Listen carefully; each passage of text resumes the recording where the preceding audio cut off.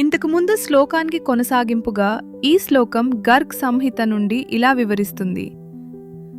దక్షిణ లక్ష్మణ చైవ కాలింది విరజా తదా భద్రా హ్రీర్ మిత్రవిందాచ జాహ్నవి పాపనాశిని.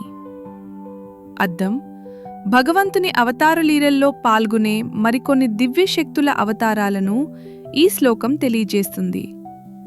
యజ్ఞాలలో ప్రధాన పాత్ర వహించే దక్షిణాదేవి భూమిపై లక్ష్మణాదేవిగా అవతరిస్తుంది.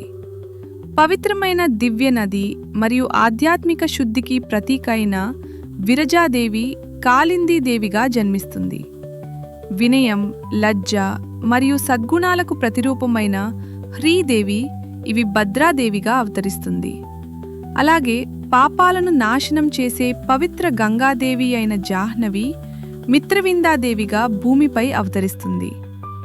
ఈ విధంగా శ్రీకృష్ణుని దివ్యలీలలకు సహచరులుగా వివిధ దివ్య శక్తులు మానవ రూపాలను స్వీకరించి భూమిపై ప్రత్యక్షమవుతాయని ఈ శ్లోకం వివరిస్తోంది. సారాంశం: భగవంతుని అవతారం ఒక వ్యక్తి జన్మ మాత్రమే కాదు, దానికి సంబంధించిన అనేక దివ్య శక్తులు కూడా భూమిపై అవతరించి ఆయన లీలల్లో భాగస్వాములు అవుతాయి.